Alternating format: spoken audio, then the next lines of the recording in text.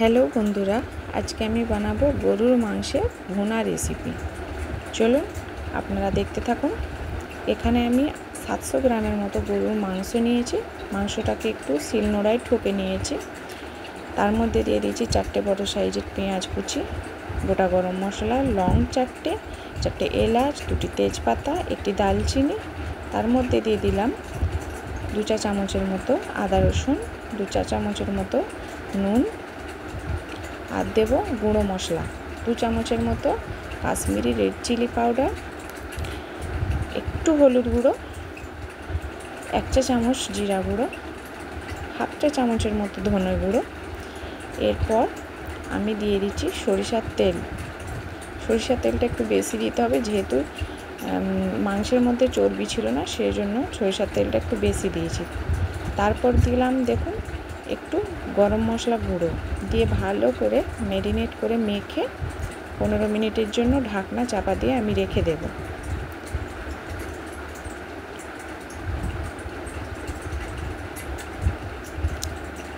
এরপর আমি আঁচে বসিয়ে দিয়েছিলাম 15 মিনিট পর, বসিয়ে দেখুন ফুটে গেছে। মাংসটা ফুটছে, একটু ভালো করে কষিয়ে নেব।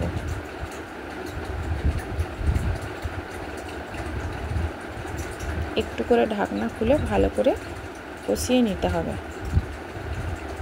অনেকক্ষণটা কষলে মাংসের স্বাদ খুব সুন্দর আসে। আর আপনারা একটু ঠুকে নেবেন, মাংসটাকে চাইলে একটু ঠুকে নেবেন, তাতে কি হয় মাংসের ভিতরে মশলাগুলো ভালো করে ঢুকে যায়। এরপর দেখুন ঢাকনা খুলে আমি আবারও কষে নিচ্ছি। যতক্ষণ না জলটা শুকাচ্ছে আমি আবারও কষে নিচ্ছি। কষে আমি আবারও ঢাকনা চাপা দিয়ে আমি রেখে দেব 10 মিনিট।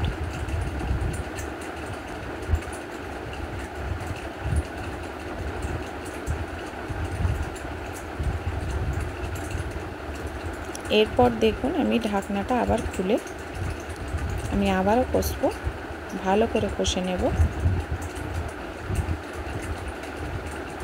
জলটা যতক্ষণ না শুকাচ্ছে ততক্ষণ আপনাদেরকে কষতেই হবে। আমি এর মধ্যে কোনো জল ব্যবহার করি না, কারণ মাংসে যে জলটা ছিল সেই জলটাই বেরিয়েছে।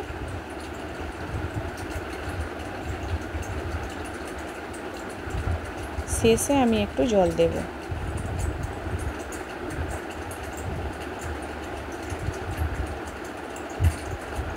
এই জলটা যতক্ষণ থাকবে ততক্ষণ আপনাদেরকে কষতে হবে। দেখুন আমি ঢাকনা চাপা দিয়ে আবারও রেখে দিচ্ছি 10 মিনিটের জন্য। 10 মিনিট পর আমি খুলে আবারও কষছি। দেখুন জলটা অনেকটা শুকিয়ে গেছে।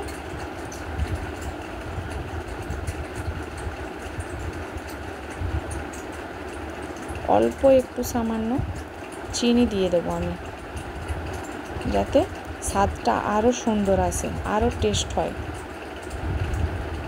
দেখুন দিয়ে আমি ভালো করে কষে নিচ্ছি নেড়ে চেড়ে। কষে আমি এই জলটা আমি অ্যাড করলাম।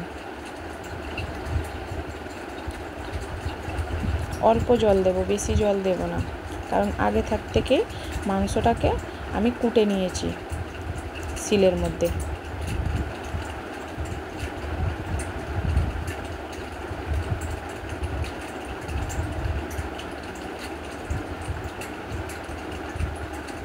দিয়ে আমি ঢাকনা চাপা দিয়ে আমি রেখে দিয়েছিলাম।